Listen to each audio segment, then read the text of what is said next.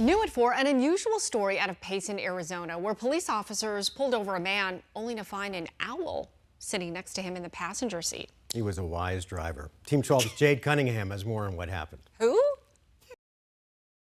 For Payson Police Chief Ron Tischer, it's a traffic stop to remember. The tiniest, cutest little owl is just sitting there on a baseball hat. And the officer's like, first thought is, that can't be a real owl.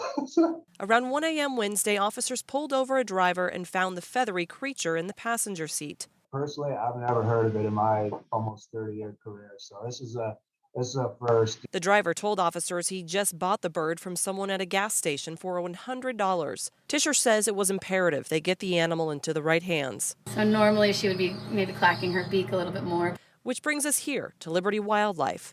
It's an amazing story to think of what was going on through all the people involved, all their brains, of finding an owl, selling an owl, paying $100 for an owl, but then you worry about the poor owl that's going through something that is not at all natural for them.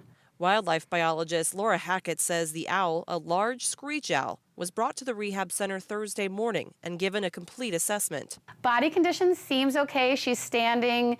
Her eyes are open, but the pupils are dilated to two different sizes, which is indicative of some kind of head trauma. While healthy, the owl will stay at the facility for several days of observation to see if the trauma improves. We'll have to assess and see how she does in the ICU room that we're in right now, and then potentially into flight cages after that to see if she's flying normally, if she's catching food on her own. So there's a lot of work that goes into seeing how she does before we can determine what her outcome is. The driver was arrested, booked with aggravated DUI, possession of meth, and possession, transport, and purchase of wildlife. With the driver behind bars, the attention now is on the bird, with the hope it'll quickly recover. Jay Cunningham, 12 News.